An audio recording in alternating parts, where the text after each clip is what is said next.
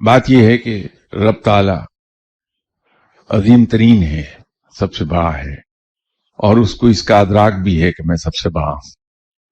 فرشتے ہمیشہ سے رب تعالی کو سجدہ کرتے آئے ہیں، چونکہ انسان کو اس نے اپنا نائب بنا کے زمین پر اتارنا تھا، اس کی تخلیق ہی کی گئی تھی بطور نائب کے۔ جس طرح سے ایک گھر میں بہت سے ملازم ہیں، وہ ہمیشہ سے اس صاحب خانہ کی بات مانتے چلے آئے ہیں۔ اگر ان صاحب خانہ کی شادی ہو جائے تو بیگم کو جب لائیں گے تو نیکسٹ ڈے جب تعارف کرائیں گے اپنے ملازمین کا، تو وہ یہ نہیں کہیں گے کہ میں اس گھر کا حاکم ہوں، صرف میری بات مانی جائے۔ وہ یہ کہیں گے کہ صاحب آج سے یہ میری وائف ہیں اور گھر میں ان کی حکومت ہوگی، آپ پہ لازم ہے کہ ان کی بات مانیں۔